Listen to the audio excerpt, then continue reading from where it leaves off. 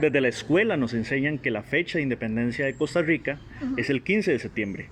Sin embargo, distintos historiadores hablan de fechas como el 29 de octubre, Ajá. incluso algunos hablan del 13 de octubre.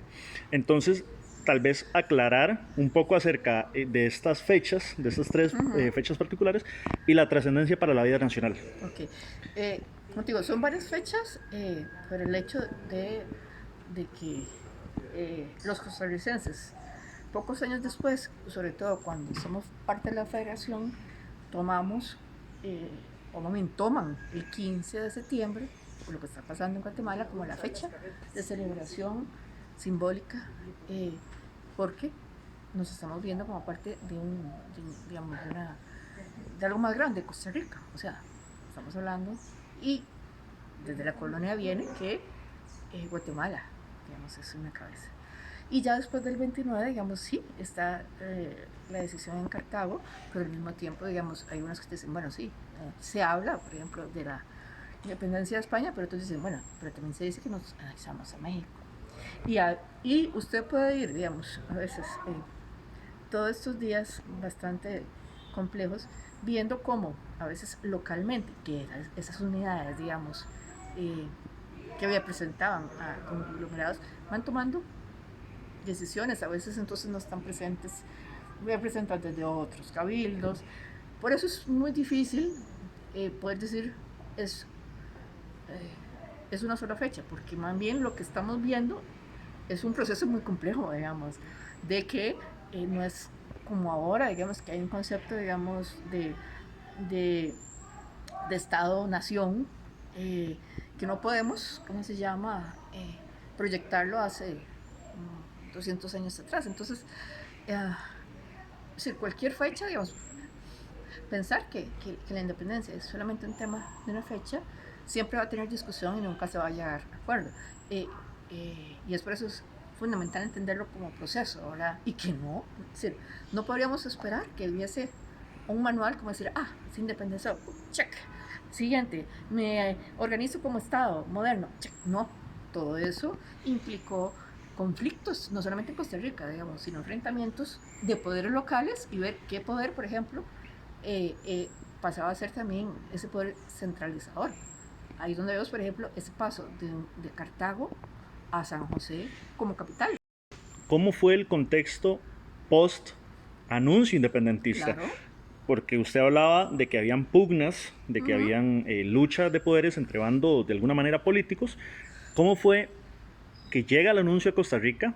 Desde niños nos enseñan que llegó a caballo y una señora con una campana y que los faroles. Desde niños se nos cuentan ese tipo de anécdotas populares o relatos populares. Pero ¿cómo fue ese momento de independencia?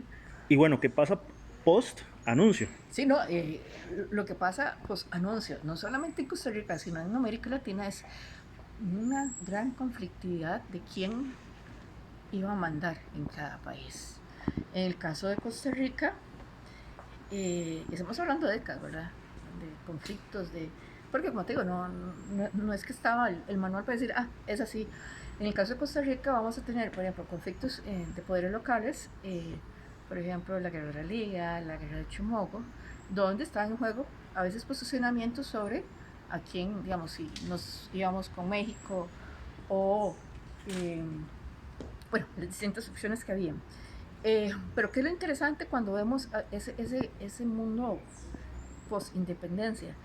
Algo importante, que es ese cambio de capital, digamos, se dice, una de Cartago, muchos siglos siendo la capital de la colonia, y ya vemos que San José, digamos, toma. Pero ¿qué pasa? Tiene mucho que ver eh, con el poder económico que estaba desarrollando San José, primero por el tema de la producción de tabaco, finales de la colonia, y después de ser el corazón del mundo cafetalero, ¿verdad? Eh, y eso implicó entonces pasar a ser como, digamos, ese poder central que le da sustento o le da, digamos, eh, no podemos decir estabilidad porque si no se dieron muchos golpes de Estado, muchas, eh, pero por lo menos sí eh, representa ese momento cuando uno analiza, como decir, como cuáles son las características que se ocupan para que un Estado se forme históricamente, hay una parte que es clave, que es la centralización del poder. Y en otros países, llegado el momento, no hay, digamos, alguien que, o una región, o una localidad, que centralice el poder y entonces construya alrededor de ese poder central características y funciones, por ejemplo, del Estado, digamos, qué sé yo, hacer las leyes, crear instituciones.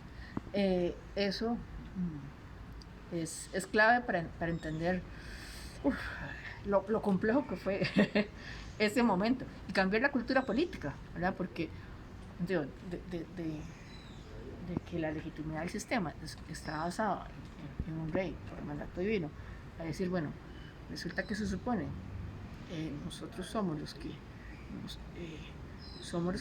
detentamos la soberanía y bueno, por medio de un sistema de gobierno ponemos ese sistema alrededor de un Estado. Eso implicó cambiar de una forma muy fuerte, por decirlo así, el chip. Y claro, y cuando se comienza a ver, digamos, ese siglo XIX, esos sistemas de ponerse de acuerdo, bueno, que hacemos un triunvirato, ¿no? Que por ejemplo, como pasó antes de que San José fuese definitivamente la capital, que era ir turnando en cada punto, ¿cómo se llama? Las ciudades principales por un periodo la capital. ¿Qué pasó a nivel electoral? Bueno, porque ahí es un poco el concepto de cómo ciudadano, digamos, un nuevo sistema. Usted ve un sistema electoral obvio, digamos, con una exclusión ya per se de género, ¿verdad? Estamos hablando de 150 años después, digamos que no. Y ya después había un tema muy particular en cuanto a quién podía votar, ¿verdad? Habían restricciones de si usted tenía tierra, de si usted tenía, ¿cómo se llama?, propiedades, si tenía algún tipo de ¿cómo se llama?, de renta, aunque lo interesante en el siglo XIX es que cada vez fueron como más laxas las formas, digamos, quién podía ir a votar, ¿verdad? Eso sí, siempre hombres, ¿verdad?